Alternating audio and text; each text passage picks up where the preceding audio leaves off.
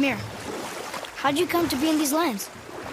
Lad, there comes a time in every man's life when he changes his name and heads north to make a new start. If you live long enough to do this many times over, you might end up as far north as this place. By the time I arrived, I already knew Odin by his reputation, and so I set to demonstrate my worth by coming to him with something I knew he'd value. A mystic well of knowledge. Or rather, I should say, a well of water laced with enough mystic mushrooms to make a god see visions. Oh, he was rightly impressed. Can't say for sure what he saw that led him to try gouging out his own eyes, but I managed to restrain him before he finished the job. Then I persuaded him it has been his sacrifice made for an even higher form of sight to be bestowed. Blah, de blah, de blah, de blah. I used to think he never caught on, but the day he took my eye, I realized he had never been fooled. But I can just tell you this story later.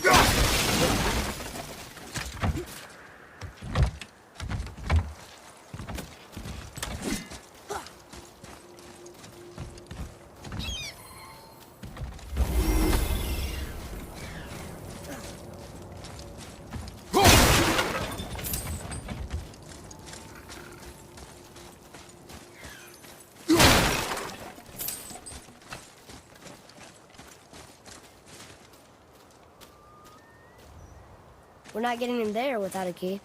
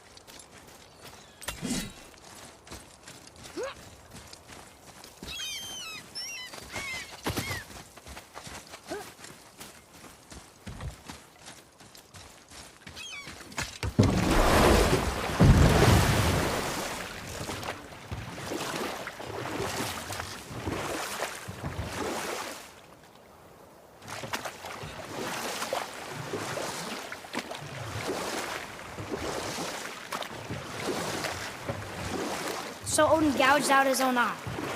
Because of mushrooms you gave him? Aye. He knew I'd outwitted him, called the lesson wisdom, and hired me to make sure from then on I was on his side. And for a long, long time I truly was. Doesn't mean he didn't hold a grudge.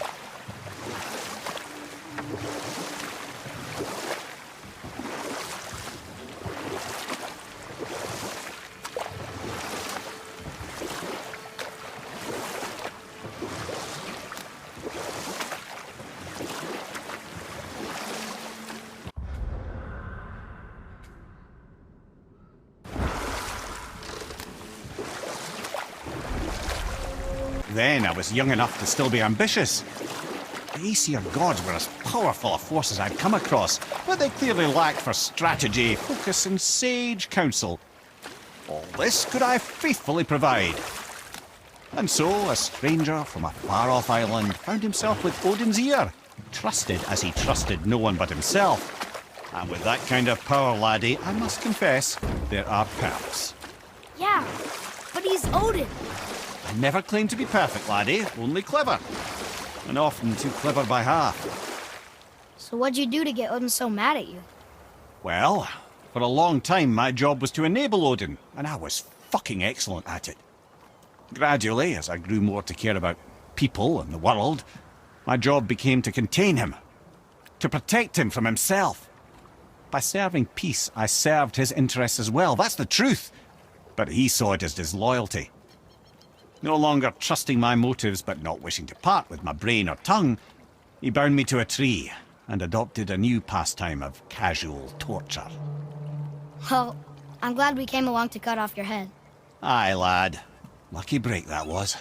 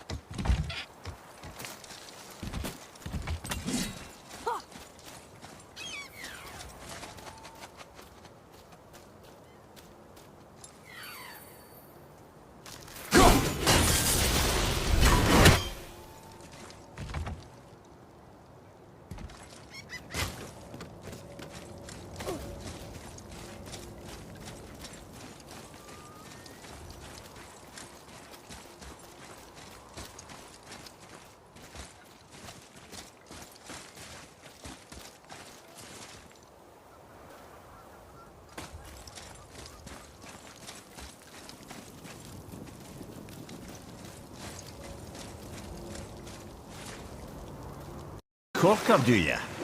Very well, my brothers. I'll tell you the story of Hrungnir, the brawler. The real story. There was a huge battle, right? His shrine had him in the middle, fighting off Aesir. A pretty story, but no. Hrungnir, you see, was born with neither head nor heart. So the giants had to complete him with stone. He was strong, to be sure, but also a perfect simpleton. Odin met him wandering in Midgard one day. Found him so amusing, so harmless, so gullible, that he invites him back to his palace in Asgard. There he gives Hrungnir his fill of mead, and goads him into all manner of boasts and antics, all for the amusement of the court. I was there. I saw the Aesir laugh as Hrungnir leapt upon his shield and swore he'd kill us all and take our womenfolk back to Jotunheim. Then Thor shows up. Does he laugh? Oh, no. Thor takes one look at the drunken stone buffoon and brings down Mjolnir on his head so hard that he's got chunks of Hrungnir in his own skull to this day. Thor is so startled by the face full of rock, he doesn't notice Hrungnir's body topple right onto him with a sickening crunch. Or I can just tell you this story later.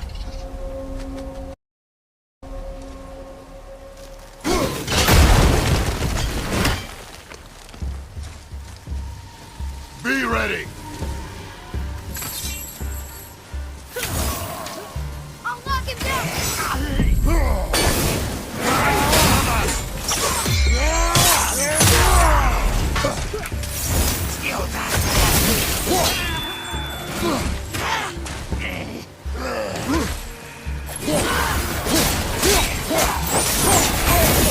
I felt that one, brother.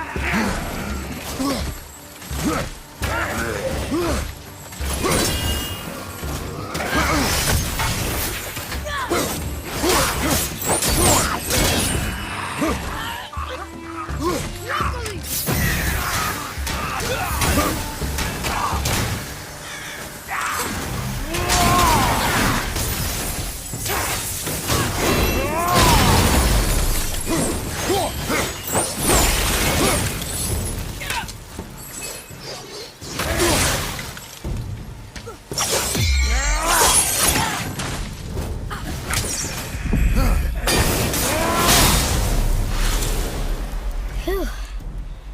That was the last ship. I hope the captain will be satisfied now. Unlikely. He was determined to put these men to rest himself. But he would have never been able to. That does not matter to him. Our victory will only remind him of his failure. Then, why do we do this?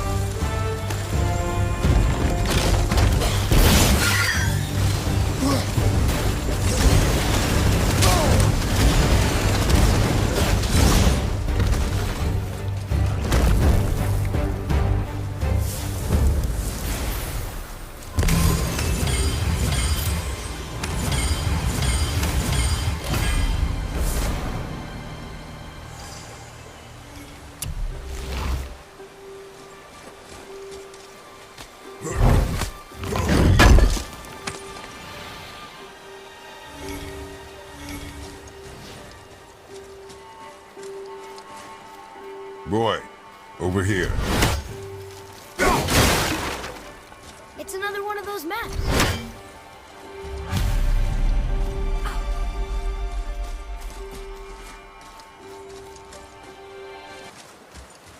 Father, why did you really want to help the spirit? You need the experience. I've had plenty of experience fighting these things.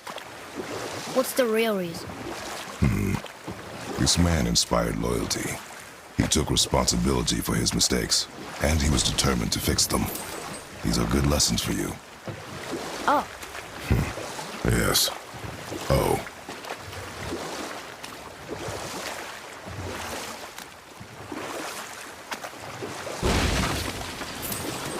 come here. Can you finish that story you started? I can indeed. Where were we? Oh, Thor smashes the stone head of Hrungnir, who falls upon him with a sickening crunch. And again, the roars of laughter echo through the palace halls.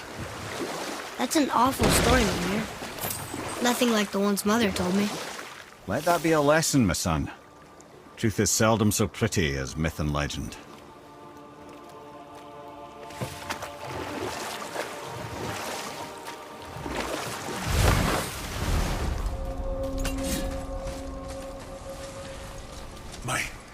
My men are... That's right. We laid them all to rest. I see. So even in death, I am a failure. But in life you were honorable, strong-willed, and you inspired loyalty. These are good qualities, aren't they, boy? Yeah. I couldn't believe how many men followed you here. I thank you for your kind words. May your journey have a more pleasant end than mine. Well, you're right. You didn't seem very satisfied. I guess you never really get over losing ones you care about. Never. What did the spirit leave us? An offering to one of the gods. Can we use it? No, but perhaps the dwarves can.